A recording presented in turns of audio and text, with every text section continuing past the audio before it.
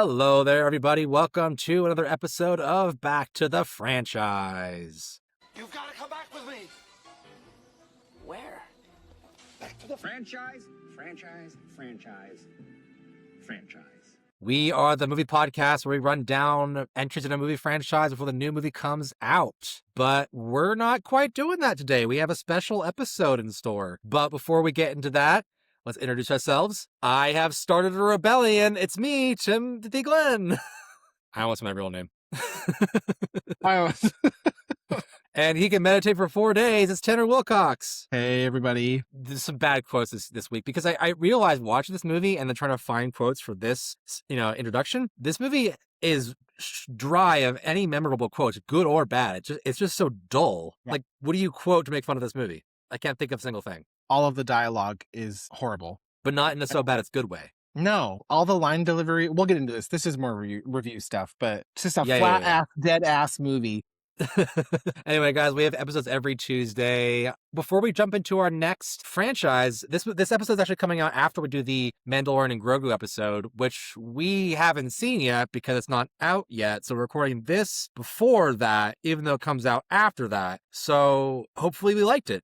We don't know yet. Tim, I wouldn't say any of that Why not? because it's just going to naturally come out when it comes out. And now we're explaining something way before it's actually happened. But now by the time people hear this, it'll be like way long ago. I don't think our opinions are going to change in like a 3 weeks time In what? on this movie. No, I just mean I don't think that you should explain like why we're doing this in between like the Mandalorian. I think we should just say. Well, I wanted to explain because before we get into our next franchise, the way the calendar's lined up in terms of, how many movies we had to run down before the new one, we had 1 week in between Star Wars and the next one, which I'll save for the end of the show. We're announcing for the next franchise, but we had a singular week open to do whatever. So in honor of the second season of Netflix's Avatar: The Last Airbender coming out, I believe on June 25th, we are diving into, so far, the only film in the Avatar universe that is the non-blue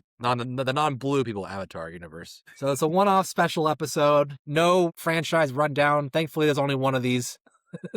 For now. Thank God. Although there was going to be one in October. I was planning on doing this episode possibly in October because of the animated movie that's a sequel to the show, The Legend of Aang, I think it's called. Or as M. Night Shyamalan would have called it, The Legend of Ong.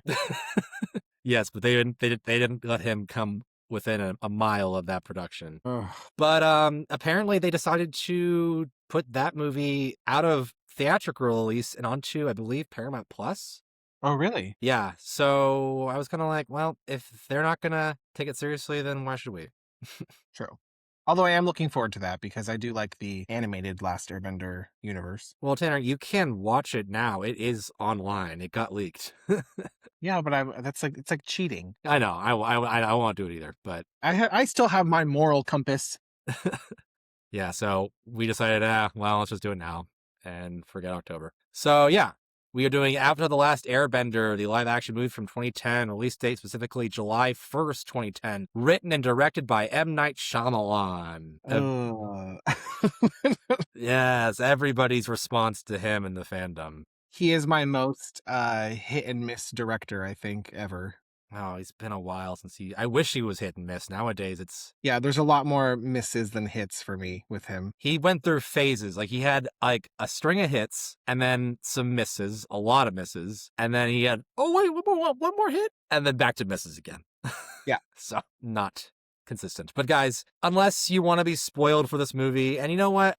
If this movie's so bad, it won't matter. You're not gonna, we might even save you the trouble of watching this movie. But if you do want to watch it with us, great. We always love that. So this is just spoiler warning. But Tanner, let's get into our personal histories, not only with this movie, but with the brand of Avatar: The Last Airbender. We're both pretty much super fans. We kind of grew up with this, right? Sure did. Yeah. Avatar: The Last Airbender, the animated series that came out in 2005. Big fan. Big fan. Watched it as a kid, still watch it as an adult. I watch it probably like every other year. I'll do the whole thing. Mm-hmm. So when this movie was announced, I was super stoked, because I don't know. I feel like you're always hesitant with like a live action adaptation, but I was guns blazing. I'm like, yep, I'm going to go. I'm going to just hope for the best. And boy, was I wrong, because it was bad. I did watch this theatrically on my birthday. Mm. Bad birthday gift. M. Night owes you an apology. Yeah, M. Night Shyamalan owes me a new birthday present. When the show came out, it was used, like you said, '05, which was right around the time when I was getting to be like a angsty middle schooler. Like, oh, cartoons are too kiddish for me now. I'm a grown person. I watch live action. So I stopped watching like SpongeBob and all the other stuff I grew up on. But Avatar: The Last Airbender was so fucking good. That trumped my ignorance of animation, basically, all the way through to the finale. When I was in high school, I was still watching Avatar: The Last Airbender. Yeah, I remember, like, this was still the days of, like, TiVo for my family. Mm-hmm. Maybe not TiVo, but it was, like, DVR for Dish Yep. Network, you know? And I remember you could only set up, like, 2 things to record at a time on DVR, which back then was, like, unheard of, you know? But at The Last Airbender, the new episodes always came on the same time as, like, something my parents watched. It was, like, Survivor Night or, like, Desperate Housewives Night. And so I kept trying to, like, bump the DVR so that my Last Airbender episode would record, and it kept like cutting off my parents' shows.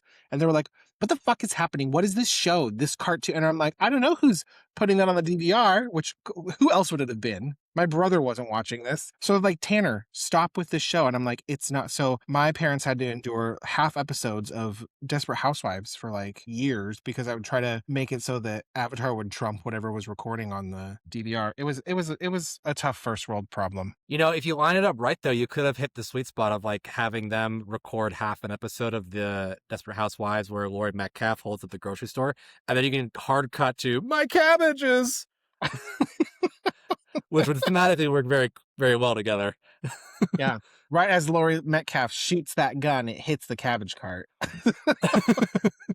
And that's the connecting piece between just the Desperate Housewife universe and the Avatar: The Last Airbender universe. Also, shout out to you, Laurie Metcalf. If this podcast ever reaches your ears, congratulations on your guest spot episode as the gunman in the supermarket of season 3 Desperate Housewives, because you were life-changing for me. I mean, you did better in stream too, but yeah, good for you. Yeah, you're also my favorite Ghostface. Oh, mine too. Wow, we love you. Look at you. We love you, Laurie. Do we become best friends? Okay, but anyway, yeah, so to get back to the movie, we hate this movie so much. We're talking about Desperate Housewives. To get back to the movie, I also saw this in theaters. I saw it with my best friend at the time, growing up, childhood best friend. And we also grew up with this whole show, and, we were just like to see this. Yeah, it was a huge, gigantic letdown. It was one of the worst movie-going experiences of my life. And usually when I quantify those, it's because like something happened in the theater, like someone was being a shithead or whatever. But this is the only time that like everyone was on their best behavior, but the movie was just that bad. Yep, it was. I think everybody was like booing by the end of it. Rightly so. Speaking of the hype about this movie, it is almost appropriate in a way that we're following up Star Wars with this, because for a while people kind of called this like, not like in terms of like profile, but like it could be like the next Star Wars, like you have this really dynamic universe, world building, set established rules, great characters, supposedly long stretches of timeline you can explore. Like it could have taken off in that way, and this was not that. No. And to get into the pre-production of the movie, the reason why it's not that is because the first mistake they made was hiring M. Night Shyamalan. Who thought this was a good idea? Who thought he was the right fit? Well, apparently he did. Yes. Yes. Well, and I think I heard, and maybe I'm wrong, this may be being pulled out of my ass, but didn't he do this project because his like kids were fans of it? Yes. So that was kind of like a big push if he's like, oh, my kids love this show, I'll do the movie. Yeah. And I mean, and to his credit, he did get really into the show. Like he would watch it with them. Not that I'm not like saying he's got great taste, because the show is just objectively amazing, but he did appreciate the show so much and he wanted to be a part of the movie adaptation. So yeah, blame his kids though for, I guess it all starts with them. It's their fault. Well, and it's sad when that happens, because I appreciate more when a director wants to do a project because it's like a passion project, So because it's relevant to his life and his children, it's like, that's really cool that you want to do this. But to take such a miss with it, it's like, it's almost worse that he was involved or that he was a fan of the show, because it's like, did you watch the show? Apparently he did, and he because changed everything. and everything that made that show good and everything that gave it character, he like washed completely out of this script and this film. Yeah. So at this point, when he was hired, he was just coming off Lady in the Water, which I think most people would agree is his first bad movie. I mean, if you're not counting the Wide Awake Rosie O'Donnell movie from the 90s that came out before The Sixth Sense, which I have seen, it's not good. If you're not counting that, you're starting at Sixth Sense. You need to go Unbreakable, Signs, great run, The Village, okay, and then Lady in the Water came out. That was his first. So he wasn't really known as like the wonderkind that fell from grace quite yet. You know, he was just Yeah. starting his downward trajectory. He had one bad movie so far. Maybe M. Night Shyamalan was just a director who peaked in high school. Because I just like Sixth Sense and Signs are two, like, I think those are his best movies, in my opinion. And I'm just like, I don't think anything afterward. And I liked The Village, like, that was fine. But definitely after The Village, I'm like, I don't like almost anything that came out after Split. I don't like anything from The Village to Split. You know, I'll throw in A Knock in the Cabin in there as one of his better ones, which is recent. I Like didn't watch it's a few it. years old. It's good. It's actually pretty good. Although that one was based on a book, so he doesn't get a lot of the story credit. But yeah, like he still hit and miss. Like after he does that, he does Trap next, which that was like, okay, I still can't trust you, buddy. No, and I've heard actually, so TikTok has given a lot of, I don't know why I'm on like trap TikTok, but it pops up every once in a while and it's just like people defending it and they're like, people just like didn't understand this movie and people didn't get that this movie wasn't supposed to be taken seriously. And I'm like, I don't think disagree. that's the case. No, it's Like, not the case. I think that you're trying to defend a movie that was objectively bad by saying that it was like this subversive, satirical thrill. And I'm like, no, it's not. It was just a bad movie. That's like Tommy Wiseau saying The Room was a comedy all along. Yeah, and it's like, no, it's a bad movie where he was nepo casting his daughter or niece or whatever. Like, that's the only reason that movie exists. And it's Lady Raven's fault that that The Last Airbender exists.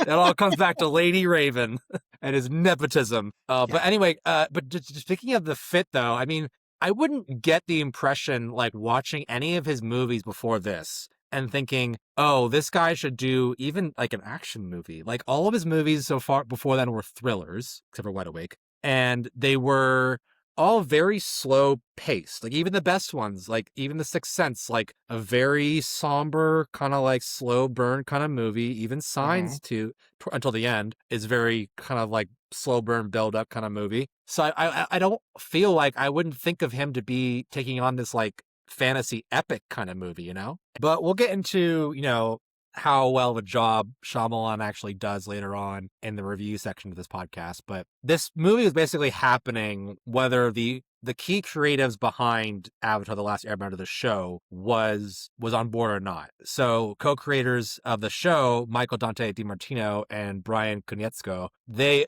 originally said, I guess because they didn't want to be like sticks in the mud, they said that, they had their approval on the project and all that stuff. Later on, though, they said that they were very dubious about this project to begin with, even conceptually. And they said that, okay, but then it's happening with us or without us. So it'd be great if we could help. And then they didn't really get that call. And so they were just like, all right, I guess we gotta stay out of the way and just hope for the best. And that did not happen. And it was not the best. No, the exact opposite, in fact. And apparently those two are on the new animated movie coming out in October. So I do have hopes for that one. Good. I don't know why they would, charge ahead, not including the creators of the show. Like, it just seems like a no-brainer to bring them on to please the fans. Yeah, that seems like a weird choice even if you don't have them like direct it, but just have them be like consultants on it or something. Like conceptually, narratively, give their notes, because they know that better than anybody. I wouldn't say Avatar: The Last Airbender is an immaculate show, like down to the, nanometer, but like, because there is the Great Divide episode, but it's a pretty perfect show. Yeah. And I will say that rewatching it, like, I think that the first season is a lot rougher. Like, not all of the episodes are like tie into like the overall story. And I think like the animation's a little rougher in like book one. Mm-hmm. But by 2 and 3 are just, I think, like incredible television and incredible storytelling. Yeah, I agree. I think the second and the third seasons are actually incredible. Amazing. Yeah. But let's get into the impossible task they were faced with this movie, was casting. Was it an impossible task, or did they just do a bad job? That's what they might tell you.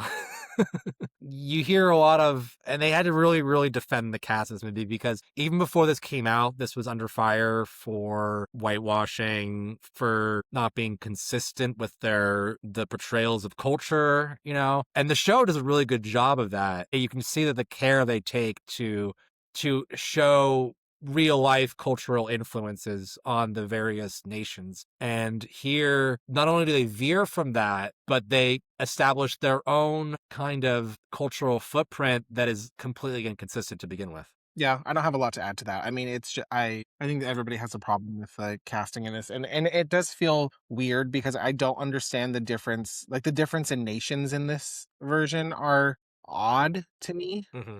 Yeah, well, let's kind of break it down actor by actor, and we might get a better picture of it as we do that. So let's start with Aang, or as the movie calls him, Ong, which is wrong. Yeah, I don't understand. I need a Tanner tangent here. Yeah, So I don't know why you're not worried about like whitewashing a cast, but then you are going to be like, you know what? We're going to change some of the dialect in this movie to be more like indicative of how these cultures would pronounce things. So like everything has like a long vowel A. So it's not Aang, it's Ong, and it's not the Avatar, it's the Avatar, which sounds ridiculous. And I was watching it last night, and there's a scene where Katara says Avatar like 7 times in a minute. And I'm like, oh, but she's like the Avatar, but you're the Avatar, Ong. And I'm like, this fucking long A is not working. I don't know why Sokka has to be Soka. There's 2 Ks in there. Yeah. And they're like, well, it's just how it would be pronounced. I'm like, to who? Clearly we live in a world where phonetics don't mean anything. Look at people's baby names. My God, just leave Sokka alone. Yeah, so M. Night Shyamalan wanted it to be more, and I'm glad you brought this up because we probably have to do a little bit of house cleaning on this aspect of the criticism of this movie, is that he wanted the names, the pronunciations and stuff like that to be more, I guess, accurate to real life Asian, like what they would be called. But and the showrunners didn't go that way because this was an American show.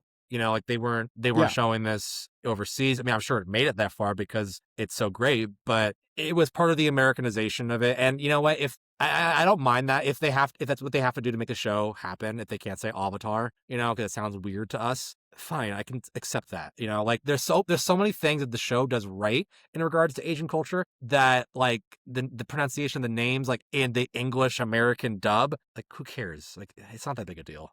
Yeah, and I don't know, and maybe it was just a choice for him to kind of pad, like, hey, I know everyone's gonna be mad about this casting, so let me try to make it more culturally sensitive where I can. I don't know if that was the goal, but to me, it doesn't work. It irritates me. Well, but even that's not consistent because I noticed when I was watching it that not every character says the same thing. So like Katara will say Avatar, but then her grandma in her one scene says Avatar like 5 times, like with an ah sound. Well, I and swear even to God. that, I don't know why. You already have the formula in front of you. So like Sokka and Katara's grandmother has always been Gran. She was Gran in the show. That's the only way they talk about her. And even that changed. They don't say Gran, they say grandma. And it's like, just if you're not going to say Gran, just say grandmother because it fits more in a fantasy aspect. But to just have this person walk in and be like, hi, grandma, I can't do it. I think it sounds ridiculous. Like this movie has flying bison and grandma is more ridiculous to me in this context than the subject matter. Like when I hear grandma in that context, I think of that SpongeBob episode where he's like, my grandma. Yeah. Grandma! SpongeBob! Hi, Grandma! Grandma's cookies. Grandma gives the best kisses. They didn't even try with the casting for the grandma. Like she is a small role, but my God, she's white as snow. Okay, well let's put a pin in that for now because there's a reason for that. Like her particular casting is a reason for that. So yeah, let's get into Aang. Can you and I just agree that we're just gonna call him Aang and yeah, I'm not saying I'm not Sokka, going with this M. Night Shyamalan slang. and we're gonna say Avatar. Okay, so we're not, even though this movie we're talking about, that's not how they're pronounced. We don't care.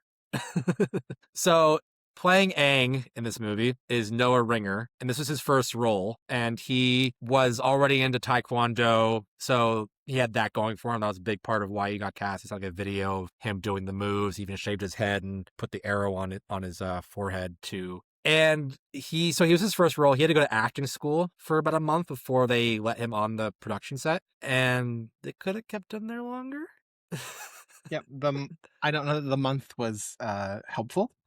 I don't want to like be the guy who criticizes a kid's acting performance, especially when the dialogue is this bad, but a lot of the actors are not very good. I can let one bad child actor slide if that's the case in like a production. Not that I even want to call him a bad child actor, but it's like everybody in this is bad, children and adults. A lot of them are just inexperienced too. And I know they make movies like today where it's like I was looking at the article where they're like, oh, the kid who played Piggy in the Netflix Lord of the Flies, this is his first role and he's amazing. Like I know that can happen, but usually that takes like really competent directing from someone to get that performance out of them too. Not to put it all on the actor's shoulders or not, or take it off their shoulders, but there's a lot that goes into it, and it just kind of shows that they, from the casting down to the directing, they did not do a very good job with their actors in this movie. No, and you can get a good child actor. We've all seen the Haley Joel Osments and the Dakota Fannings. Oh, thank you for bringing up, because I actually didn't write this down. Oh, no. Sorry, this was the next one. So let's go on to the next one, because this is a good segue. So playing Katara is Nicola Peltz, and Shyamalan, speaking of Haley Joel Osment, he compared seeing her audition tape or whatever to seeing Haley Joel Osment for The Sixth Sense, because he was like, that's my person. I don't want to make the movie without them. Really? Apparently that's what he said. Okay. And no hate to like Nicola Peltz. I've watched like more recent projects with her, and I think she's fine. Her as Katara, big miss for me. I don't like it at all. And I don't think she did great. She did not. And you know what? She's old enough that I think I can criticize her in this movie. Yeah. Yep. And actually, in fact, there's been a lot of claims that she was only really cast because it was a favor that Paramount did to her billionaire father, Nelson Peltz. So not Shyamalan nepotism, but nepotism. And if that's the case, Nicola, then I will judge you. Because to me, she felt like she didn't really want to be there the whole time. No, who can blame her? So the fact that they actually cast her because, Nicola Peltz was white meant that her immediate family, Sokka, grandma, as they call her in this movie, had to be also white. So that was a big issue with the casting department. That's why we got all of the whitewashing, is because we had to please some billionaire by casting his daughter to play a character that's meant to be like an Inuit kind of, race type character. Yeah. And I mean, and it shows. So, and it's weird because like everybody else in the Southern Water Tribe like does look like they're of that, racial demographic, except for them. Yeah, it's almost worse that like they didn't just like intermix like the village, because Katara's family is the only white family in the South Pole. Mm-hmm. I'm like, well, this is odd. And not that there can't be, even to play devil's advocate, it's not that there can't be like other people that came to live. But like, if you're talking about a tribe and they're the Southern Water Tribe, they don't have any contact really with like the outside world. Mm-hmm. They talk about how isolated they are. So it's like, it doesn't make a lot of sense that other people from other cultures would be like in that tribe. And there's not a lot of them. No, and there's only like 10 families in the whole Southern Water Tribe. So it's like, it almost stands out more that everybody else is of like the proper nationality. It might just make more sense to say like grandma and everybody else that she birthed was just like, since the tribe is so small, it's just like their whiteness is just a symptom of inbreeding. Well, yeah. Because I'm sure they have a little bit of that going on. Although, when they get to the Northern Water Tribe, they're just like, fuck it, they're all white. Yeah. Which, I mean, and maybe if you're going to rewrite it that way, sure, because in like the cartoon, we know that Katara's grandma did come from the Northern Water Tribe. Oh, that's true. So I guess, I mean, if everybody up at the Northern Water Tribe is white and she came down to the Southern Water Tribe, like that would make sense. Okay. But this movie doesn't say that, This movie, yeah, it's just a plot hole. Yeah, of many. Next on the casting list is Prince Zuko, who's played by Dev Patel, who had just broken out with Slumdog Millionaire. Although I should mention he was filming that movie when he got the part, so he was already studying for it on the set of that movie. He had already gotten the part of Zuko when he was doing Slumdog Millionaire. Either that or he was studying for it because he would watch episodes on the set of that show in between filming. So he was already studying for it. But so that hadn't actually come out yet before they cast him, I think. Yeah, can we talk about that too? Yeah. So like again, I don't know. It's another like race change. I don't know if it's because he wanted like Dev Patel, but then you have the Fire Nation who is now all like Indian, and I don't know like which actor's like specific nationality it is, but it appears to be of more of like an East Indian, demographic for like the Fire Nation. Mm-hmm. We can definitely get into it because Dev Patel, I believe he grew up in England, but he was born to Indian parents, so that is the genetic. Well, yeah, and I think that the actor who plays Admiral Zhao, is he not also British? Admiral Zhao is, Commander Zhao in this movie for some reason is Asif Manvi, who is, I think he's American, but he is also of Indian descent. Oh, I thought he was British. Let me look it up. He's born in Bombay, so he is Indian born. Oh no, you're right. He need to move to England. Yeah, you're right. so He is British. But out of from their descent, they are Indian. Yes, that's And the the like the style of the Fire Nation appears to be more like Indian. Although I do like the Fire Nation capital has temples in it that I couldn't tell if they were like I don't know enough. I'm not culturally. It looked almost Thai to me. Yeah, I was gonna say it almost looked like the temples and stuff in the background were like Thai temples. So I don't know. It's to me, I think it's a whole kettle of mess. Yeah, it's not very consistent. Yeah, and whether it's like inclusive or like cultural appropriation, I don't know, but it does not fit well. So Dev Patel being cast as Zuko, kind of like Nicola Peltz being cast as Katara, changes the entire game plan of how they're going to cast, the Fire Nation characters, because they have to cast around him now. Because originally, and I don't have a lot of like alternate casting options, but the original person who was cast in this movie was also white by the name of Jesse McCartney. What? Yeah. Jesse McCartney had the role of Prince Zuko? He did. He was the first one. No. And there have been conflicting reports about why he did not end up doing it. One was that tour dates conflicted with the martial arts boot camp he would have to go to. And the second one was he claimed afterwards it was due to political reasons. And by political, I think he meant like they wanted the cast to be more diverse because they had, Nicola Peltz and her family whitening up the cast. They're like, well, we can't also make Zuko white and then make them all white too. So that could have affected those two castings. I see the downfall of it too, because this is realistically, this is an American movie. So it's hard to cast a plethora of like unknown culturally accurate actors that you're then going to be able to like appeal to like a wide American audience. Not that people wouldn't go see it still. Like I think that the fans of the show would still go see it. And I think, but from like a business standpoint, you're not going to get cheeks in the seats with a whole movie of like unknown actors. True. Yeah. And if Jesse McCartney was in this movie, he would have been the most famous actor in it. I mean, Dev Patel was known for Slumdog, but he wasn't like a name yet. This was his first movie after that, I think. So I guess now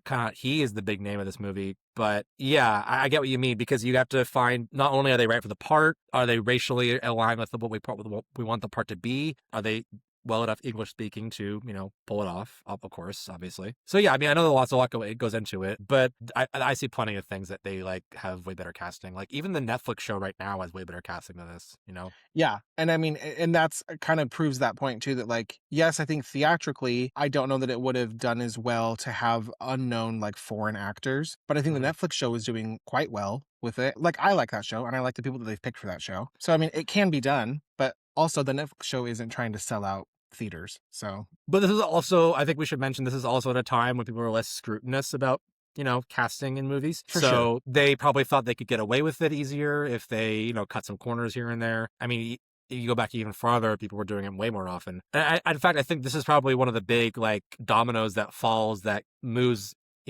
casting towards a more progressive, inclusive, accurate kind of, approach. Yeah, I would agree. Because it's also like, this is a high profile movie where they really messed up the casting and the fans made sure they heard it. Moving on though, we have Jackson Rathbone playing Sokka, who at the time was in Twilight. He played, what was his character's name in Twilight? Jasper, that's right. He's the one who goes crazy at the beginning of New Moon. because he almost wants to Yeah, kill he's the Bella, right? youngest. He's the youngest vampire, so he's the one that's still like blood crazy. Yeah, he's the one with the backstory that's way cooler than anything they ever actually put on the screen. Oh, careful, Tim, though, because now people don't like Jasper anymore because he has a controversial backstory now because he was a Confederate soldier in the Civil War. Oh, okay. He's a fantasy character that's been canceled. Oh, okay. I mean, I am anti-Confederacy, even though that war happened 130 years before I was born. But I don't know. Let's not get into the the controversy of a fictional character on a totally different podcast. If we ever do Twilight, we can talk about that. The point I was trying to make is that movie and the books have way cooler, more interesting backstories to characters that are more interesting than the actual story we're experiencing. True. When they do like Rosalie's backstory is my favorite. And they do it like a cut to it in Eclipse, I think. And I'm like, this should have been the whole movie. Kind of forget, but let's not get into that. But yes, so Jackson Rathbone was not a great actor, but he was, But he was a good choice for the time because he was right in the middle of Twilight fame. I mean, he was just like piggybacking off of Twilight fame. I wouldn't say like it really, shot him to the stratosphere or anything like that. No, but I mean, I think at the time, if you were a teenage girl, they were kind of obsessed with every guy in Twilight. Mhm. So, or at least like my friends were. I have friends that went and watched Avatar because they're like, ooh, Jackson Rathbone's in that movie. That's true. I mean, I guess if you are casting like if they were like, okay, we have to cast white. I'm sorry, we're doing it. Then I guess that is an optic that Yeah, they're gonna pick like makes sense. someone who's a current like teen sensation. Yeah. Although it is weird because in this movie, Jackson Rathbone is about 11 years older than Nicola Peltz. I don't know if he's still supposed to be playing 16 Sokka, like in the show, but he's clearly not 16. No, but their age gap doesn't seem weird to me. Like Nicola Peltz doesn't look like 12 or 13 like Qatar is supposed to be, but she does look like she's like 15. She's closer than he is. So yeah, but I mean, if she's like a 15-year-old and Jackson Rathbone's like an 18-year-old, like I think that they would respectively fit those age. Like I didn't watch a movie and think like, oh, this is a weird age gap between a brother and sister. Like it doesn't seem realistic. I thought it was fine. Well, moving on, we also have Sean Tube playing General Ero, as they call him in this movie, which, what the fuck? Anyway, Sean Tube, though, an Iranian actor, so I guess close enough to Indian descent for them. He probably got this movie because he had just done the first Iron Man. He played the guy in the cave with Tony Stark in the beginning. Oh, yeah. Yeah, and he's great in that movie for the 15 minutes he's in it. We also have Seychelles Gabrielle as Princess Yue. And what was crazy, I just found this out today, is that Seychelles Gabrielle is also the voice of Sami in The Legend of Korra. Really? Yeah. Huh. So she, I guess, doesn't piss off Nickelodeon too much or doesn't get blamed too much for her role in this movie, and she stays in the Avatar universe. We also got Catherine Houghton playing Kana, who is Gran, who I didn't realize this was one of the lead from Guess Who's Coming to Dinner from the 60s. She played Sidney Poitier's fiance. Oh. Yeah, great movie. Handles racial relations much better than this movie. And then we also got Cliff Curtis playing Firewald Ozai. Cliff Curtis, though, a New Zealand actor. I guess New Zealand looked close enough to Dev Patel and, everybody else, so Fire Nation. Although Cliff Curtis, I mean, he gets like a thankless role in this, but he is a great actor in everything else I've seen him in. Yeah, what else has he been in? He was on the Walking Dead spinoff show after this, but he was in Sunshine, Die Hard, one of the Die Hard movies. Let's see, plenty of stuff. Training Day, that was before this. 10,000 BC, so another badly cast movie. Oh, he was in a movie called The Dark Horse, which is really good, really credible. He could have been nominated for that movie. He was like a chess genius, basically.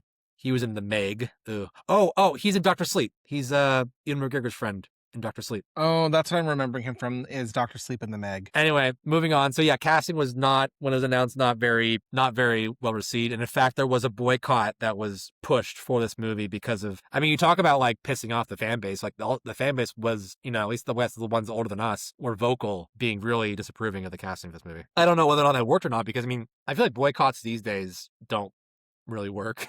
But I mean, I don't know. I mean, this movie made like barely any money, I guess. It made some money. So, I mean, it's a failure, but not financially. So, I don't know. Let's get into filming. So, principal photography for this movie starts in March of 2009 and runs till September of that year. So, 6 months shoot. They start in Greenland, which is where they film the Southern Water Tribe sequences. And, like, I mean, the filmmaking is terrible, but I mean, it definitely looks like the Southern Water Tribe. Yeah. So, that's the one thing positive I'll say about this movie is that it looks like the show there. Yeah, but just there And Tanner, can you guess where the rest of this movie was filmed? Like what part of the world? in a Burbank studio green screen lot. No, try a Philadelphia, Pennsylvania green screen lot. What? Yeah, the rest of this movie is filmed in Pennsylvania. That's bizarre. I mean, aside from like I guess like overhead shots of the Earth Kingdom being like Southern Asia, but like where they actually filmed the scenes with the actors, the rest was all Pennsylvania. How random. It's not random for M. Night Shyamalan because all of his movies take place in Pennsylvania and How- Philadelphia specifically because he that's where he's from. So he writes it in every movie he's in. I wouldn't think like if you're trying to make it look like Asia, I don't know why you would film in the woods of Pennsylvania. No. But yeah, so they shot in Reading, Pennsylvania for the Mount Penn Pagoda, which they have a real Japanese pagoda there to be the Southern Air Temple where Aang finds his people's bones. They also shoot the Earth Village camp sequence there in Rock Hill and a quarry. The where they make the Earthbenders move rocks barely, and all the interior stuff was shot in Philadelphia. So yeah, weird. Yeah. Yeah. Okay. You say something? I have a lot to say, but I just feel like it just needs to stay for the review portion. Okay, well, yeah, like we've been really good about that so far. But Well, yeah. but yeah, let's get into post-production. So, as we all know, the title of Avatar was dropped from the movie because a little man named James Cameron had to ruin everybody's fun with, of course, Avatar, which came out about 7 months before this. Yeah, Blue People Pocahontas. And in fact, I actually also found this out today that the animated show was also only going to be called Avatar, but they had to add on The Last Airbender because James Cameron already had Avatar like trademarked. Oh, really? Yeah, because he was already developing that. He was developing that forever, so he already had that name picked out. Huh. And can I just say, like, I get it. Like, a thing called Avatar doesn't exist yet. You want to make your thing called Avatar. Sure, it's a good name. But I just imagine a perfect world where this was the only Avatar we talked about. And then when we talk about James Cameron's Avatar, we refer to that as the Pandora movies. Oh, yeah. Wouldn't that would work just as well? Yeah. And honestly, I would almost prefer if James Cameron's Avatar was called something else.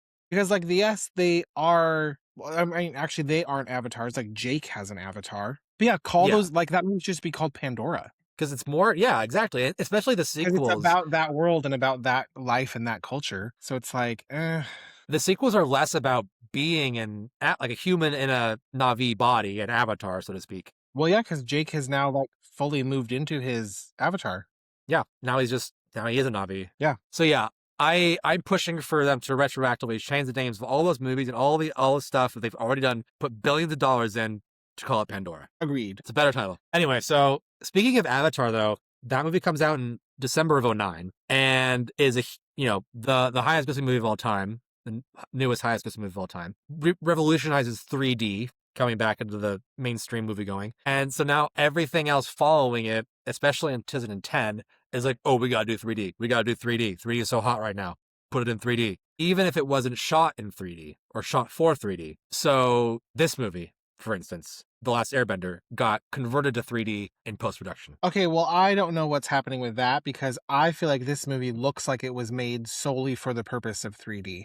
Okay, the bending mechanics in this movie are so delayed and so sluggish that I'm like, well, maybe it's so slow because they really want the effect of like, ooh, this water bending, like the water's coming right past your face in the theater and like this fireball's coming right at you. But like the benders will like do the move and then it's like 3-second delays before there's any movement of like fire or it looks so clunky and terrible. That I'm like, well, it has to be just done for the purpose of 3D. Like, that's why it's got to be so slow. You're giving them too much credit, Tanner. It's not any credit. It looks horrible. I know, but you're attributing it to the fact that they, it looks bad because they were trying to make it in 3D to begin with when they shot it, but they weren't. Well, that's what I thought when I watched it last night. I was like, this has got to be, maybe it looks like this because it was made for 3D. And then I was all mad because I'm like, this is what happens when you make movies specifically for 3D, because you're not worrying about like the content or the artistry of your movie. You're just worried about pumping out 3D shit. Mm-hmm. And now it's even worse that wasn't the case. In fact, the fact that they had to, when Avatar came out, the other Avatar, the producers of this movie were like, we got to make it in 3D. And in fact, if you have to cut 30 minutes out of the movie to do it, do it. And they did.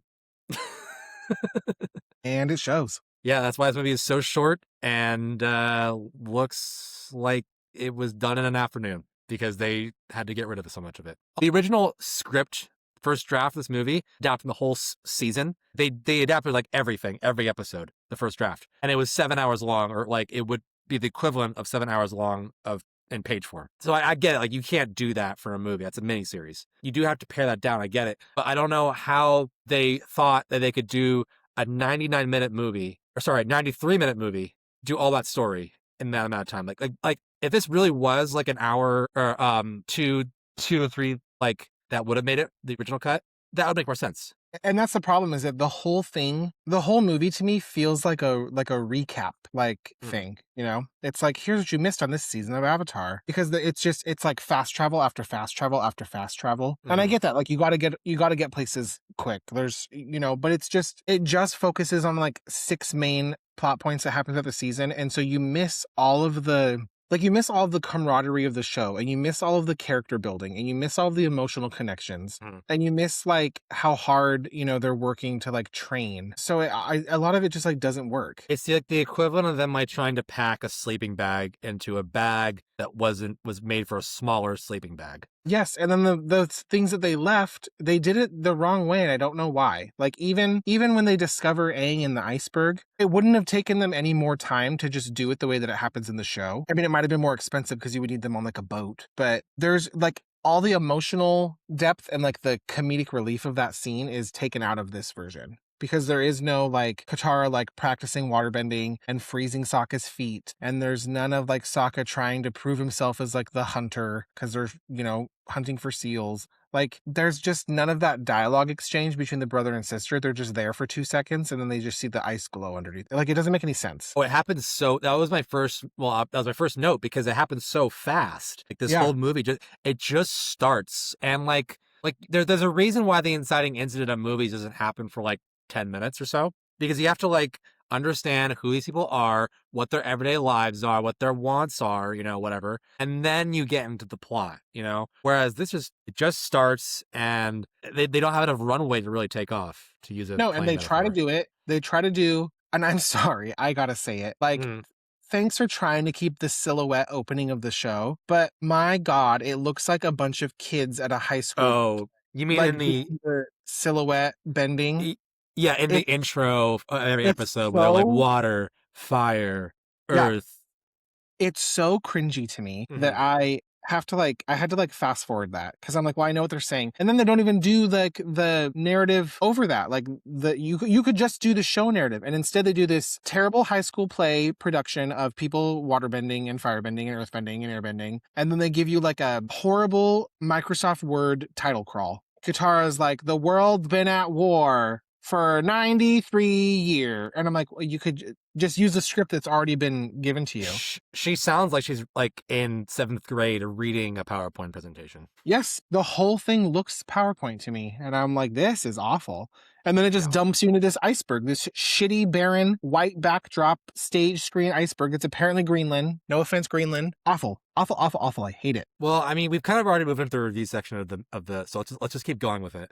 So we're in the review section now for real. And because they have to pack so little and do so much story into so little runtime, there's so much exposition in this movie. Even if you like had no idea what Avatar is, which every movie has to do. Like, every movie has to assume, okay, there are going to be people who don't know the material, and we have to introduce them to it. And even if you didn't know like everything, you'd be like, oh my God, there's so much information. Like, they don't talk about anything else that's not just information. Yeah. And then even like the information they give you is not good and it's not well delivered. And I'm just gonna, Tim, you're gonna have to like check me because I'm just gonna go in hot with this review. No, fucking ripped it to shreds, Tanner. I just don't like, besides the shit we've already talked about, I don't understand like why everybody's so stupid in this movie.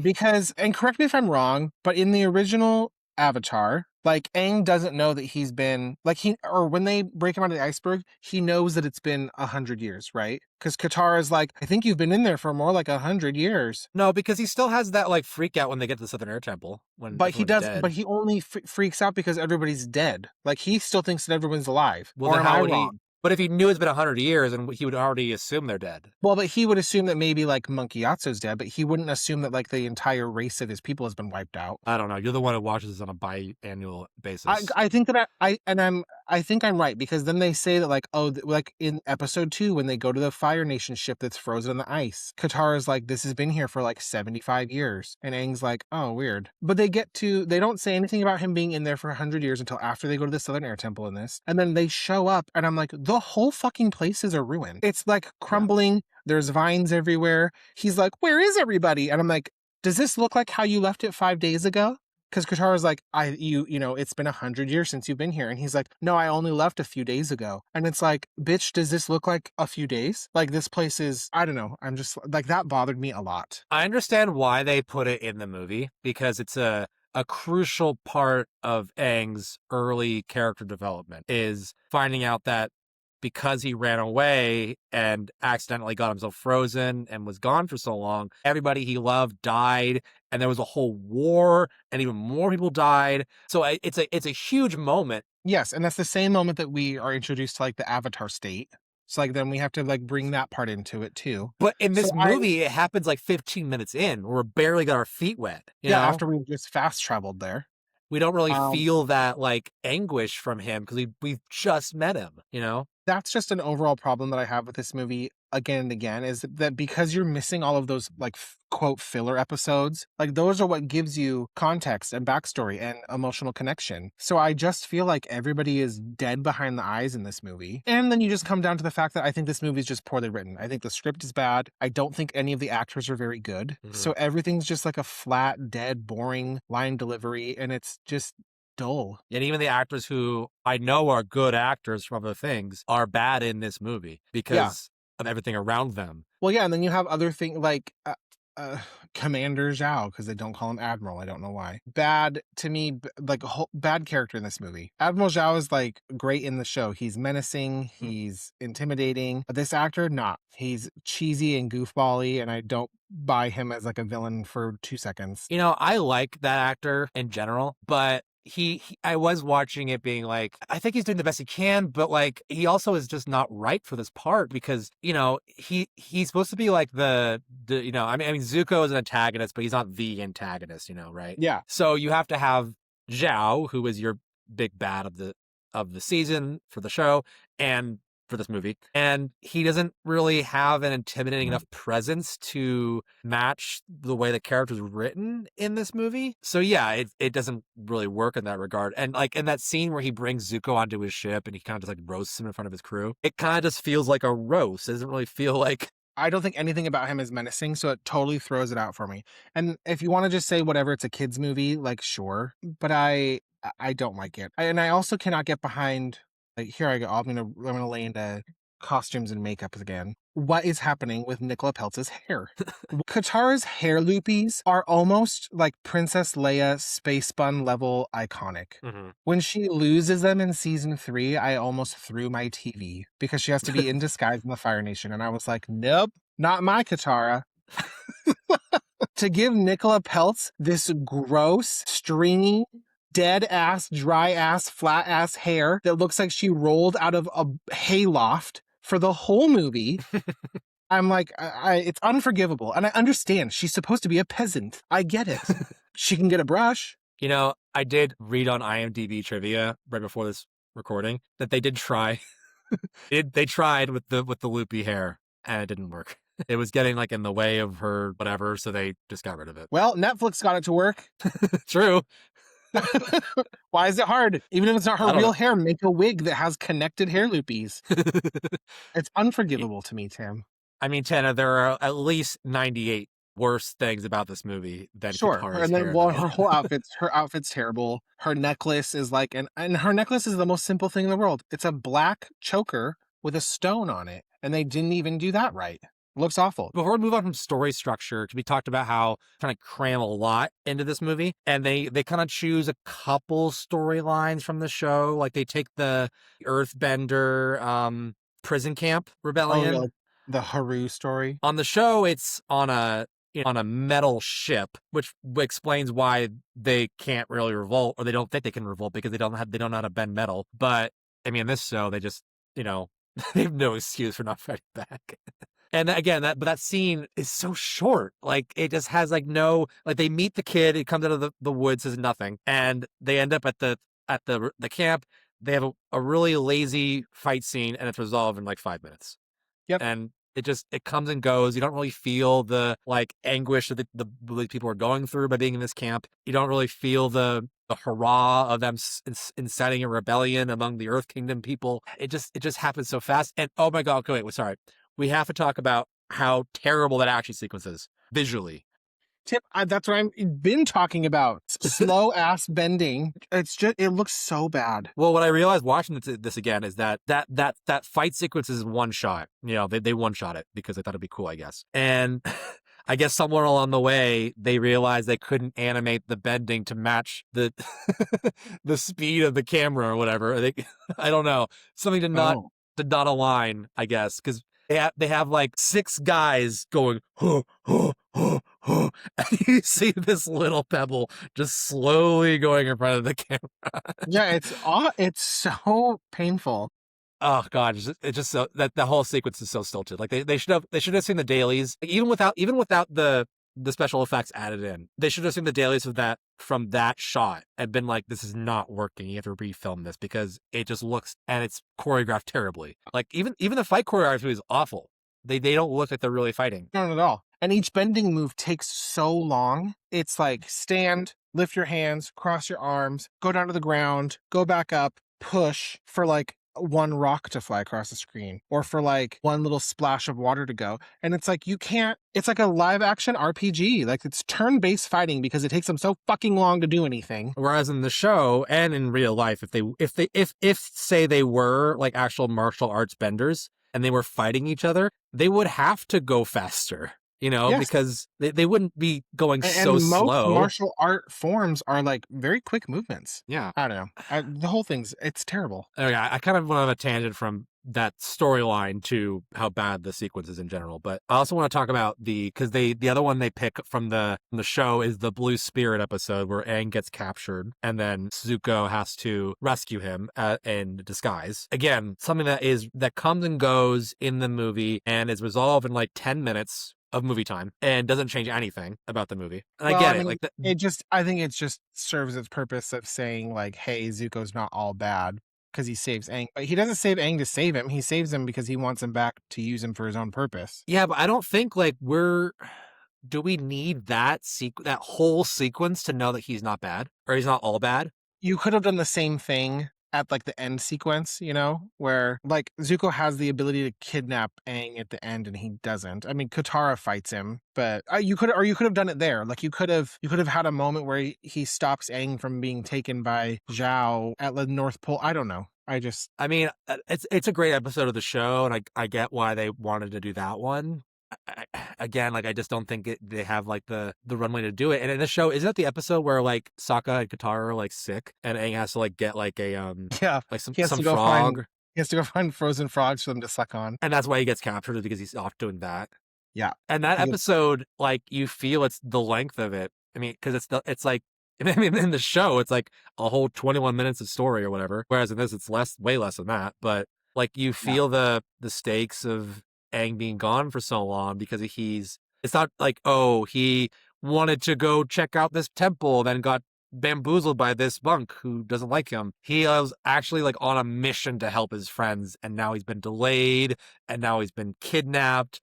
And and now Sokka and Katara are dying of fever because Momo won't bring them water. Oh my No. god, fucking Momo in this movie. Like, you could cut Momo. You could cut Momo. Has no business being in this movie as it's written. He is useless. He's just there to check a box. And they don't even call him by his name. He just like he shows up when they get to the, which is the same in the show. He shows up when they get to the Southern Air Temple, like sure, but they don't even give him a name or say like, "Hey, you're coming along." He just ends up being there for the rest of the movie, and they don't even address it. No, and they don't even name him. No. Oh, and I don't know like if this movie like CGI too was like terrible in 2010, but not Sokka, Appa and Momo don't hold up at all. No. God, I'm going these. There's so much shit to unpack in this movie. There is one last thing that I want to unpack with you about it though. Mhm. So in the theater, they changed the finale a lot. You know, it's supposed to be that Aang enters the Avatar state and becomes this kind of like koi fish Godzilla monster and smashes the ships and saves the Northern Water Tribe. So in the movie, they get rid of that and they just make him enter the Avatar state to do some like crazy water bending, and he creates this like tidal wave and pushes the ships away. Mhm. Which even then, he doesn't actually even push them away. He just makes a wall of water and then drops it and the ships turn around. Mm. In the theater, I was so annoyed because I'm like, well, this is stupid. He made a wave. Like, how dumb is this? But then as an adult, looking back, I was like, I think that just having him make like a tidal wave works better in a movie than having like a koi fish monster. I don't know that, like, I don't think it's as cool, but I just wanted to pick your brain on that. Like, if that was something that bothered you, if you didn't really care about it.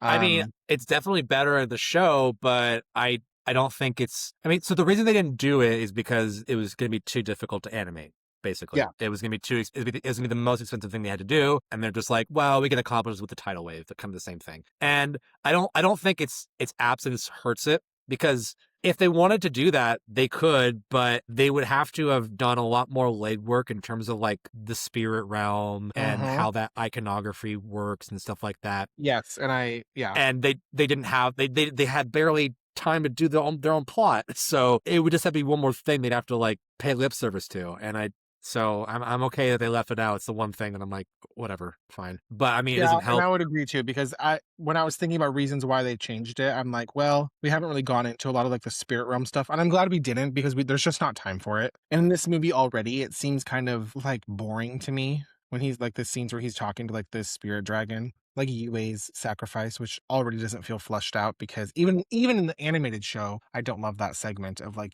never mind. No, I think you're right, because okay, I like in the animated show, because in the animated show, the finale is like a 4-part finale. Like they get to the Northern Water Tribe, there's 4 more episodes, and you can watch them as like a complete movie. So it's like over an hour of actual TV show, basically. So it's like a TV special, basically. And you get more into like Yue and her relationship with Sokka, which they have one conversation in this movie where we're supposed to feel sad for Sokka. So in the show, we care more about Yue, whereas this one, we meet her over an hour into the movie, and then 15 minutes later, she's sacrificing herself, or whatever. Like, it happens so quick. Yeah, and it's just sad because there's not the time to give characters the emotional depth that they need. And I also don't think that it did a good job of pacing like the training.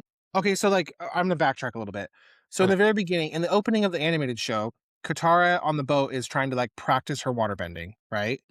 She's trying to just lift water, and Sokka's like, I don't want you out here doing all that magic. And she's like, it's not magic, it's waterbending. Well, so like throughout the whole first season, she's trying really hard to practice. And she wants to learn waterbending, and no one can teach her, so she's trying to do it on her own. Katara does not do that at all in this. Like, she's just inherently bad, because the first time that she attempts to use waterbending, it doesn't give you any context that she's been like trying and failing. She just like tries to throw water at this guy and freezes Sokka. And then you don't even get the comedic relief that you get. And the worst comedic relief of the movie, it just, Katara! Yeah, but it's not like, it works in the show, and then he starts like chopping at his feet. It does not work in this. It's terrible. But then, there's none of her trying to like once she gets the scroll, she's just practicing with Aang, which is fine. They took out that story where she gets jealous. That's fine. There's not time for it. They took out the story where she's refused to be taught at the Northern Water Tribe because she's a woman. It just goes to them like training, and then she's just good. And it just bothers me. I mean, they came at this movie all wrong for a lot of reasons. But I think if you're going to make the first season a movie, if you're going to do it, then you have to make a lot of sacrifices. You got to streamline things a lot more to make it fluid as its own coherent movie. And they didn't really do that. They put too much into exposition. They tried to shoehorn in these side quests from the show that don't really affect this movie. So I feel like I think there are some things you have to sacrifice, like, and maybe UA is one of them. Like, you just can't have a really meaningful sacrifice for a character you just met in a movie this far deep in the movie, you know, like maybe she's something you have to cut, you know. So I feel like they just they didn't pick and choose the right structure for this movie at all, or if they did, it was lost in the 30 minutes they got rid of to make it 3D. Everyone has their own opinion, but this is as close to, like, opinions are no opinion is wrong, but this is as close to just terrible filmmaking storytelling as possible. That if you tell me you actually think this is a good movie, not just like oh, this is so bad it's good, like, I am so close to just saying you're wrong, because like empirically it's terrible. Yeah. And I guess that just sums up my review portion, is that I don't like this at all. Yeah. It's just, I think it's a big swing and a miss for me. It's awful. It's I don't think I've watched it in totality since the theater before this, and it's not even like so bad it's good, you know. No, like there's really nothing to be gained from this movie watching it. Literally nothing. Whether you're a fan of the show or not a fan of the show, or a fan of M. Night Shyamalan or whatever, like, I can't recommend this movie to anybody for any reason. Correct. Me too. But you know what, you guys? I will recommend to death the animated show. Please go watch it. Oh my God. And thank God this didn't kill the, I mean, it killed live action Avatar for a while, but thank God this didn't kill the franchise as a whole, because what a rich franchise deserves much better. Yeah. Before we move on from the review, I did want to talk about the one positive that most people, not most people, but the one thing that people say that they like about this movie is the score by James Newton Howard, who is the, you know, longtime collaborator of Shyamalan, worked on all of his previous movies before that. How do you feel about the score of this movie? I think it's fine. I don't know that I would like say it is super like memorable to me. I don't know. I guess I wasn't paying that close of attention to it when I rewatched it. I was more angry about everything else. Yeah, I kind of feel the same way. I mean, it's when you hear when you notice a music score in a movie, it's either because it's really good or really bad. If you don't notice it, that means it's okay. Like, it's just there. And that's kind of how I feel with this. I mean, I don't think like they did a bad job with the score. Again, like, as someone who hasn't watched the show in a while, did you notice like any like familiar cues from the show they lifted from, like some familiar tones or whatever, or was this like all original? I honestly don't know. Okay. Just because, I mean, the show does actually have some pretty good music, so, you know. Yeah, it does. Anyway, let's move on from the review, unless you had anything else to say. No, I'm good. Okay. I mean, I feel like with this movie, it's like beating a dead horse, or, you know, it's like dunking on I'm thinking of like 8 different non-PC words right now to say. I'm not gonna say any of them, but I think you can insert your dunking on this type of person here, and Yes. just I'm gonna let you use your imagination to fill in the rest. It still works as a comparison.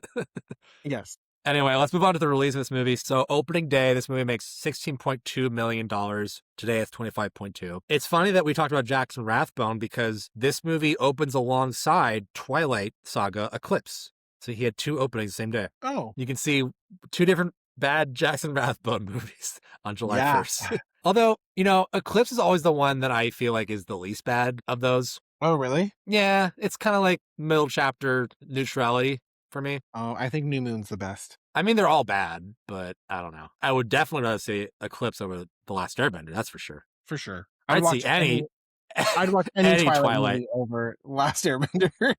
But the Barbenheimer title for this one, since we got Eclipse, is Eclipse Bender. That's what I came up with. Not The Last Eclipse. Well, I don't know. It doesn't sound quite as interesting. I mean, do you want to pitch me The Last Eclipse, or do you want to pitch me a movie called Eclipse Bender? Well, I would rather pitch The Last Eclipse, because Eclipse Bender just really puts me in a box.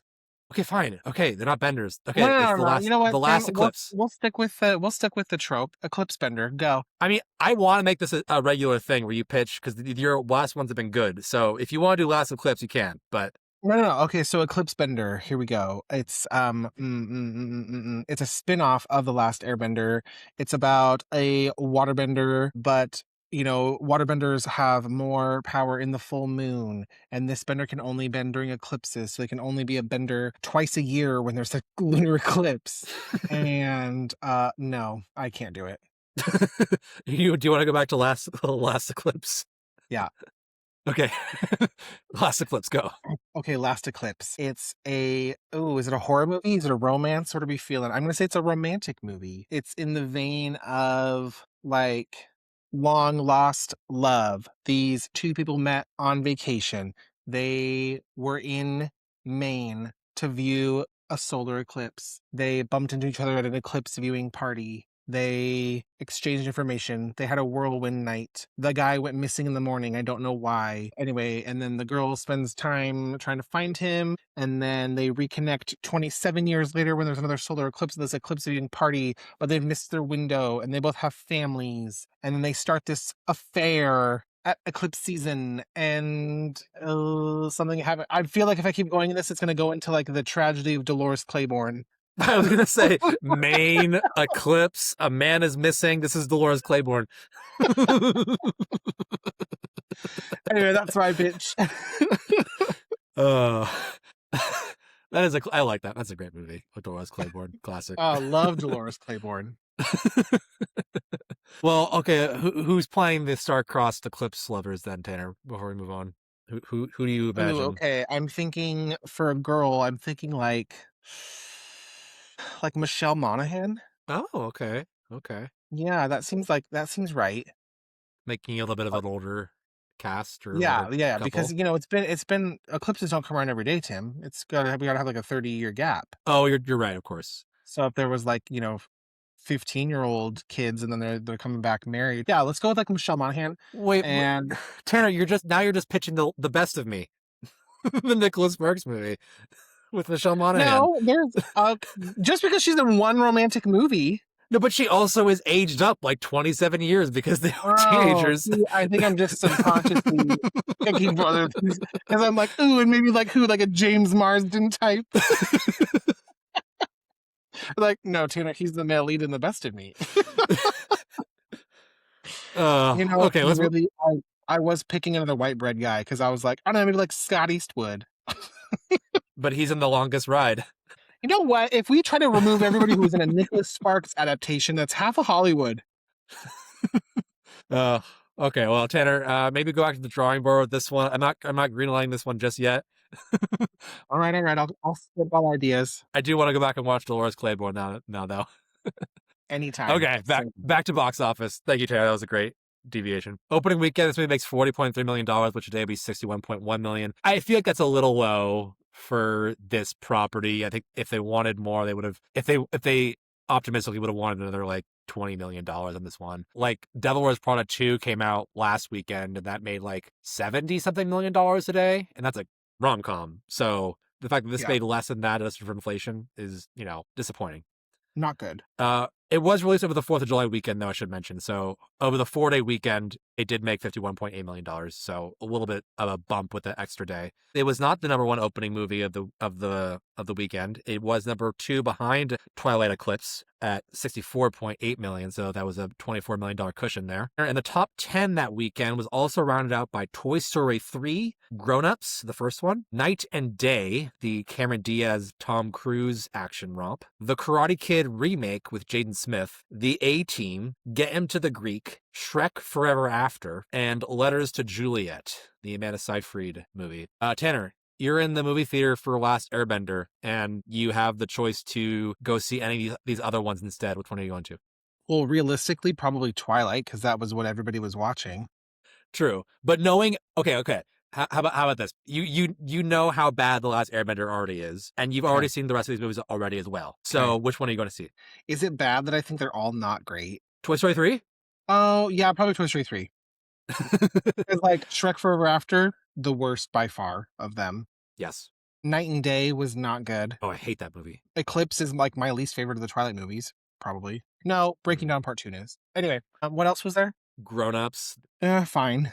The A-Team. The A-Team I didn't think was great. Yeah, Karate Kid, fine. Ugh. buy. And probably the second best movie on this list is Get Him to the Greek for me after Toy Story 3. But that movie it has not aged well. No, and part of my ranking is probably Toy Story 3, then Letters to Juliet, Oh, God. Yeah. which is probably my least favorite of Amanda Seyfried movies. Not a great June going into July this time. No, rough start of summer. Yeah. Domestically, the Last Airbender makes $131.8 million, which today would be just shy of $200 million. It is the number 19 movie domestically for the year of 2010. So not even close. It missed the top 10 by about $70 million, which number 10 was Tangled that year. Oh, so good. Yes. I wish that was playing in June of 2010. The movies it was couched by above it in number 18 was The King's Speech with about $4 million more, the eventual Best Picture winner, which is crazy. They made more money than The Last Airbender. And then below it at number 20 was Shutter Island with $3 million less at 128. Interesting. Worldwide, this movie makes $319.7 million, which today would be $484.2. And on a budget of about $150 million, they maybe made money on this in the theatrical window, but it wasn't a bomb. It was only a bomb critically, which is sad. I wish this movie made no money. In terms of I don't know what number it was for the year worldwide, but the number 10 movie worldwide that year was How to Train Your Dragon, the first one, animated, which had $494 million. So it was off by about $175 million. Yeah, I don't blame people for not going to see this because Nope. I mean, going into it, I kind of knew it was going to be bad too, but I had to because it's an Avatar movie. Yeah, it was a necessary evil for me, but an evil I'll only experience once. Actually, twice, because I had to rewatch it for this podcast episode. And you know what? 16 years later, it's not any better. Nope. It has not aged well, and in fact, people were about just as negative about it back then than they are today. Because critical reactions, I always start with the positives. I've got nothing. I've got nothing written down because if I found a review that had something positive to say, that thing was a negative in 5 other reviews. So I don't feel like it's worth mentioning. I mean, I kind of mentioned the score, but even then, that's like not even. So that's it. Negatives: bad acting, movie's boring, bad casting. No character development, bad dialogue, too much exposition in the dialogue. It's flat. The whole movie's flat. Runtime too short for the the story they're telling. Special effects not great. So yeah, this movie gets reamed. And you know what? I agree. Scores on the various sites online as of this recording. I've got a 5% on Rotten Tomatoes. 5, not 45, not 25. 5 out of 100. Singular 5. 30% audience score on Rotten Tomatoes. Guys, we can do better than that. Get that number down. Get it down. I want it in the teens or lower. It's got a 20 on Metacritic out of 100 and a 2.1 out of 10 user score. A 3.9 on IMDb out of 10, which if a movie gets below 5, you're in really bad territory. Yeah. A 1.2 out of 5 on Letterboxd, which, again, very rare to see something that low. And a C cinema score. And I know C sounds like that's like, in school, that's like just average. But for cinema score, that is bad. You do not want to be in C territory. You know what, everybody? C's get degrees, but not with cinema score. Accolades. This movie gets nominated for 0 Oscars. Big surprise. But it gets nominated for, I should have written it down. How many Razzies? Let's see. 9 Razzie nominations for this movie. I'll start with the nominations, so the ones that didn't win. Worst Supporting Actor for Dev Patel. Can you guess who he lost to, though? No. Jackson Rathbone for this movie. Really? Oh, I love it. Although the Razzies do allow for like multiple movies in a calendar year, so he won it for this and for Twilight. Oof.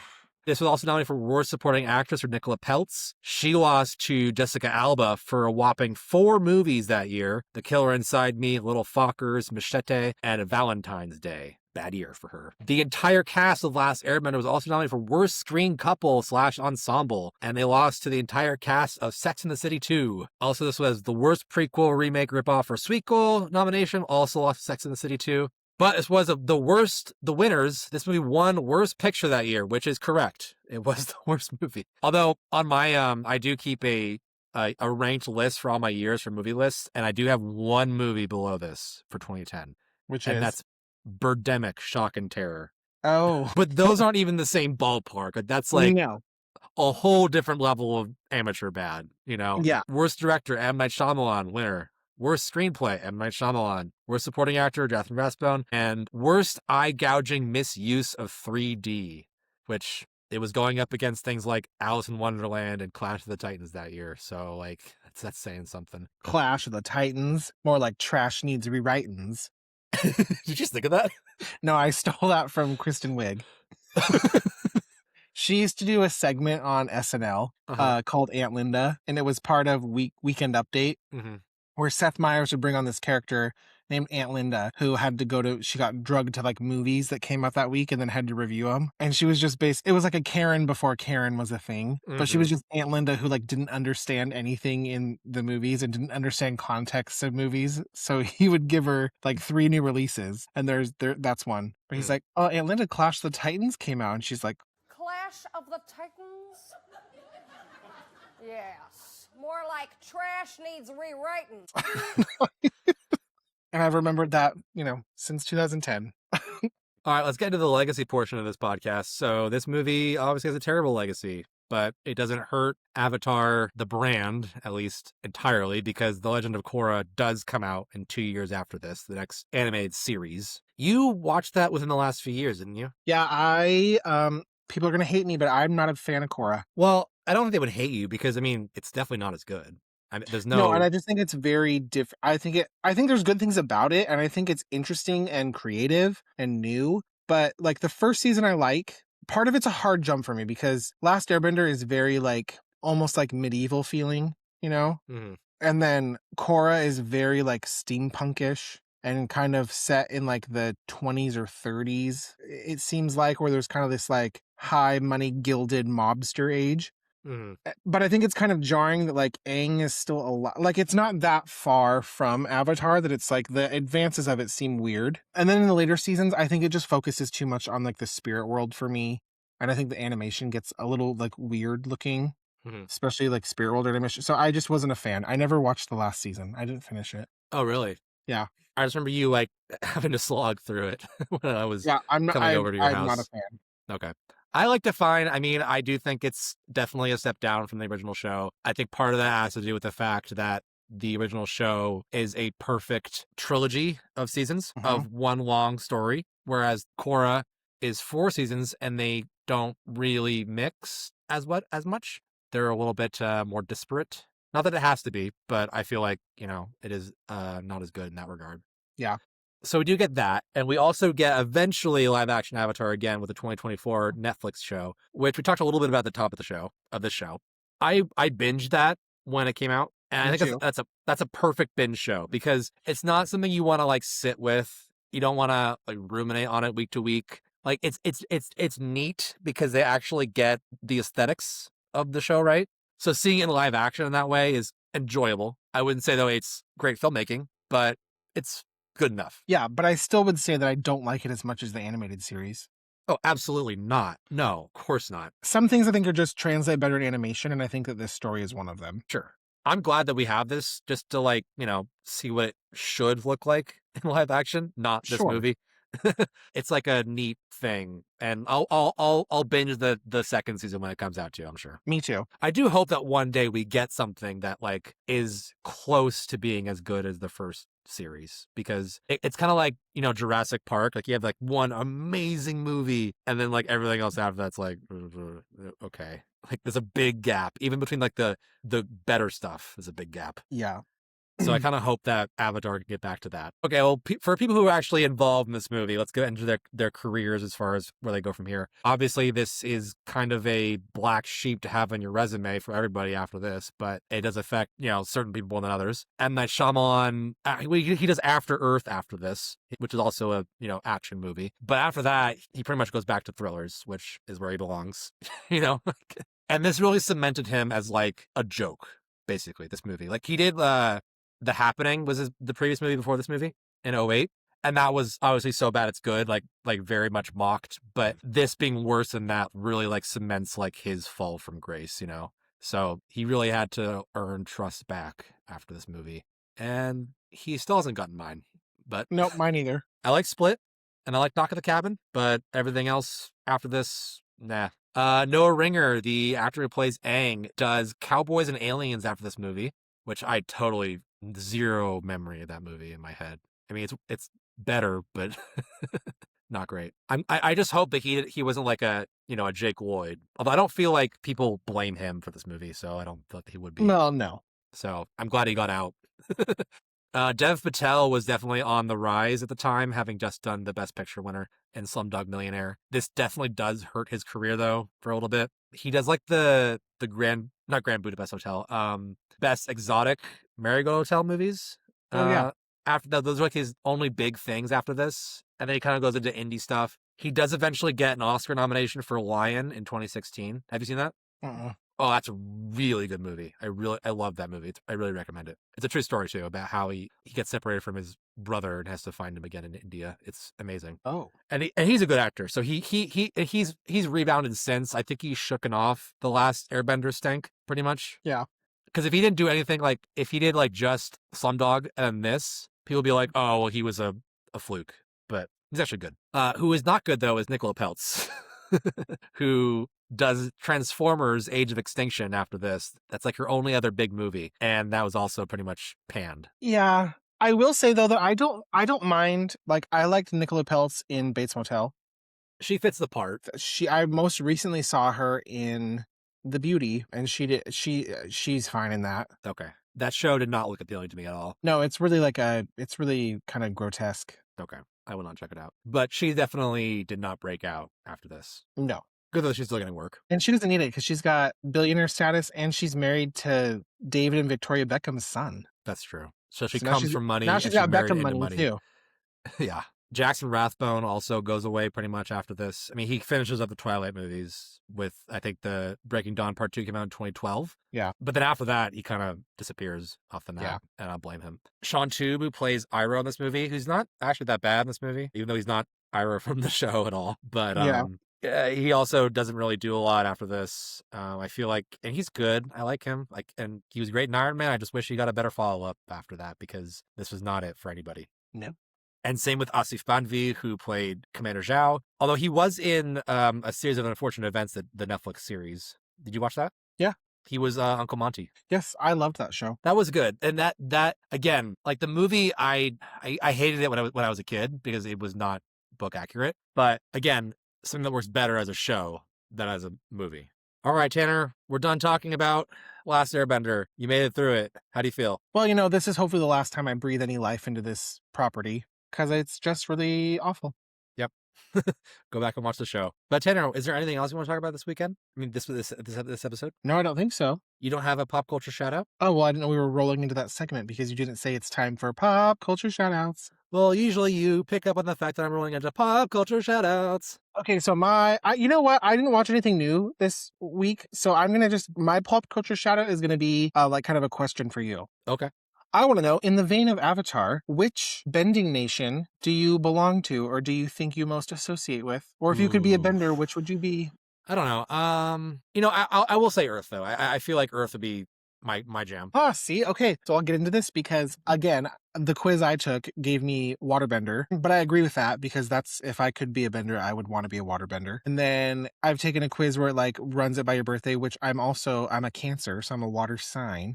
So they're like, oh yeah, you water tribe, here you go, which is kind of lazy. But most of the time when I do any of those kinds of quizzes or something that like aligns with your zodiac, even though I'm not astrologically inclined at all, I tend to agree with it because waterbending is my favorite. I'd want to be a waterbender. I'm a waterbender. Great. I've taken quizzes where it gives you your Game of Thrones house and I'm a Targaryen, which is my favorite house. So I'm like, cool, great, love it. My Hogwarts house has always been like accurate to myself. Ravenclaw, love it. So I feel like I can't really complain with those, but I just thought it was like a fun pop culture shout out of like, do those kinds of personality quizzes or like faction quizzes like apply to you, or do you normally like agree with them or no? I mean, I do think like I took like the Harry Potter one gives me Ravenclaw, which I totally agree with. So if it's comprehensive, yeah, I'll have to try it. I'll let you know what I get. Yeah. Anyway, that's my pop culture shout out for the week is basically internet personality quizzes. Are they or are they not accurate? You picked something that you could have taken 20 seconds out of your time in a 17 magazine. Yep.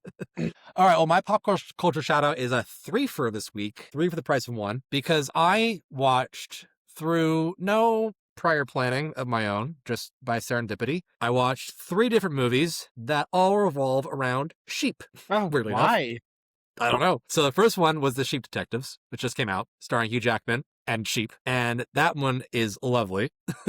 Really I was funny. gonna say, it looked like a stupid movie to me, and I'm like, ugh, throwaway. But I've heard nothing but great things about it. Yeah, that's what I thought too. I thought like, oh, this looks like something that would have come out like after like Babe or whatever, like trying I to was gonna like. say, yeah, it was very in the vein of like Babe for me. No, it's actually really funny, insightful. Thematically, it's like actually really rich for adults because it deals with death. It's a murder mystery, but it's also PG murder mystery, so it's like also funny and light. It was great. I really liked it. Okay. Recommend it. I don't think anyone would dislike that movie. The next movie I watched this last weekend was a movie called Black Sheep from '06 about killer sheep. Like the horror movie? The horror comedy, yeah. Oh, yeah, I watched that too. You watched that this weekend? No, I watched it like back in '06. Okay, I'd never seen it before. This is my first time. It was recommended by a friend. By chance, I ended up watching both of those back to back. That one's not as good, but not bad either. I like to find very, very campy B movie. And then most recently, I watched today. I trudged through Andy Serkis's Animal Farm. Oh, I've heard really, really bad things. Yep, and you're about to hear more because I hated it. I read the book in December when I was going on a trip to Spain, like 14 hours on a plane the whole day. I had to find books to bring, and that was one of them on my shelf. And I'm like, okay, movie's coming out soon. I'll read Animal Farm. Loved it. Book is amazing. I never read it in high school, so I was gonna missed say, it. I had to read it in high school. I'm sure that would suck the fun out of it for me because they all did back then, having to write about it. But as an adult reading it, also short read, so like I read it like in one of the longer flight.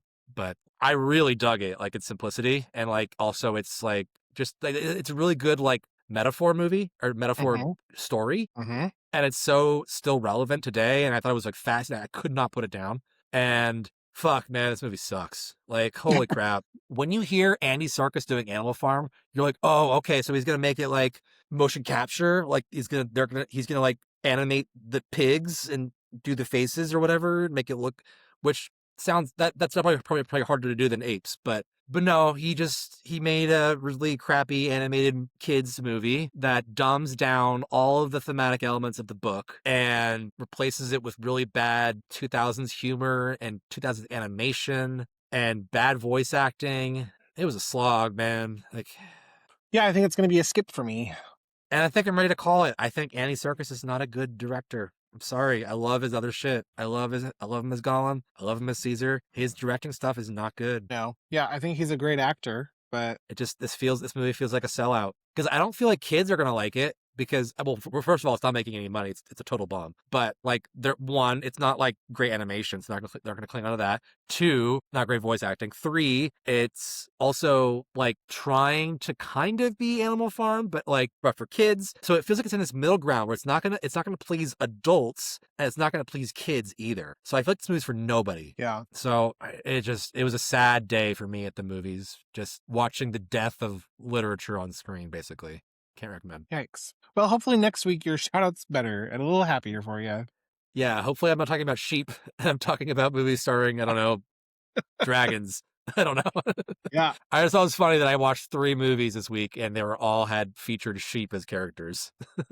All right, Tana, that's going to do it for this episode. So yes, as we mentioned at the top, this was our kind of in-between week between big franchises. So to announce our next franchise, I mean, you probably guessed it based on what's coming out this summer, but it's Spider-Man! Woo! Spider-Man. We're going to talk about Spider-Man. Yes, so next week, look forward to us talking about the first Spider-Man movie, directed by Sam Raimi from '02 with Tobey Maguire. We are skipping Japanese Spider-Man, so anybody wanting the '70s stuff, we're not doing it. No.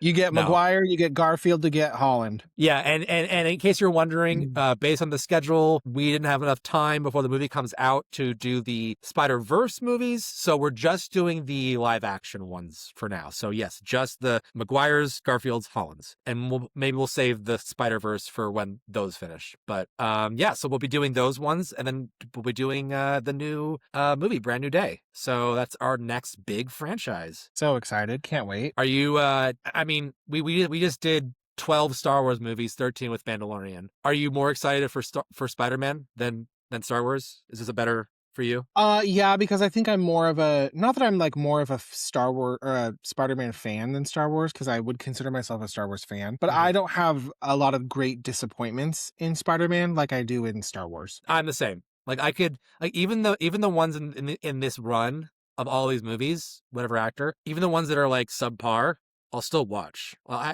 Yeah. have no problem. I have no problem with it. It's Yeah. not like watching the Clone Wars animated movie, or for me, Phantom Menace was the hard one to watch. It doesn't hit me quite as bad. Yeah. Or Last Jedi for you. You know, Yeah. Horrible. the disappointments aren't as bad. I don't feel it. You know, in my soul. Yeah. Can't wait for it. Anyway, so guys, look forward to that. Thank you guys so much for listening. Again, if you guys like us, please rate us. We are on all where you find your podcast. Give us 5 stars. I don't want to hear your 4-star bullshit. Who does 4-star bullshit? No one. No. It's 5 or 1, and don't even fuck with 1 because we put too much effort in this one to be 1. So and share and like and all the stuff. Of course, subscribe wherever you do that stuff. I am on Letterboxd. If you guys want to get in contact with me, I do plenty of Letterboxd stuff. I'm at TG Macman, TGMACMAN. You guys, you can find me on Instagram, Tanwill10. And if you guys still want to ask us questions, just ask us questions at our email address, questions@backtothefranchise.com. We will, because we want to do a question portion at the end of the episodes to talk about whatever you want us to talk about. Probably not politics, but anything else is fine. But anyway, guys, thank you so much for listening. Thank you guys so much for bearing with us through this drudgery of badness for this 1 week. But looking forward to our next franchise as a whole. So see you next time. See you next week. Oh, and normally this is where I would say "May the Force be with you," but this is an Avatar episode, so what would be appropriate? I don't. It's not coming to me. I don't have one either. They don't have a greeting phrase or a And then farewell they phrase. vanished for 100 years. But everything changed when Tim hit stop recording.